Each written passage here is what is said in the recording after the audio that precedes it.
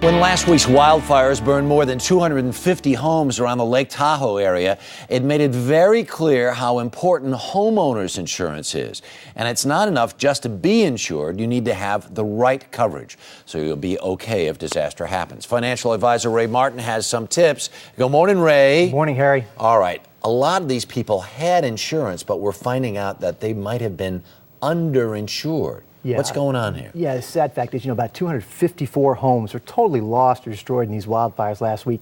And, people pulling out their insurance policies and they're finding out that they're thinking they're fully insured, finding out their insurance policy will fall short by thousands of dollars of the cost to rebuild their home. This is called underinsurance. Right. And, Harry, about 6 out of 10 homeowners are underinsured, where their policies only carry about, on average, 80% of the coverage they need to totally rebuild the home. You don't want to find it out after something like this. You want to get ahead of this and get this fixed. Well, it's interesting because you think, especially now in times of escalating home prices, how much your own property has increased in value if you had to replace it because of a disaster like this. If you're working on 5 or 6 year old insurance policy, you're going to be in big trouble. Yeah, here's the key here.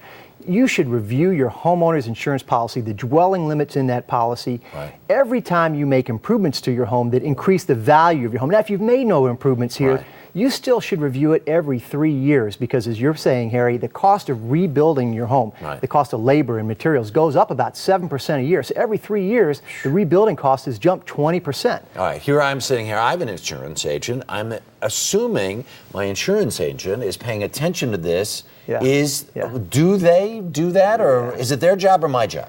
It's the homeowner's response. Owning a home is a huge responsibility. It's your responsibility to check this. Don't assume your homeowner's insurance agent will get it right for you. A lot of times they're in a call center out of the state or maybe even out of the country. How can they assess the rebuilding cost of your home in your local market? And if they do help you and grossly underestimate the rebuilding costs, it's your liability, not theirs. Don't rely on them. You got to do this yourself. You can't call them back later and say, I bet you didn't sell me enough. Most state laws don't protect you from that. You bear the responsibility. Okay, so you say homeowners should first find out if they have enough to rebuild their home. That's a significant thing to be thinking about when you get ready to do that policy. Well, it is, but fortunately today there's a website tool that you can use at AccuCoverage.com. This is a website provided by the company that provides rebuilding costs, labor and materials for local markets to insurance companies when they settle claims. You can log on to this website, print out their free worksheet, go through your home in about 15 minutes, then enter what you find for your home specifications, number of rooms and finish and so on. And for $8, you can print out a report with the cost of rebuilding your home for your local market conditions. Well worth the cost. And I did this for my own home, Harry. Really? I did it a couple of days ago preparing for the segment, paid for the report. I found out I was underinsured by $50,000.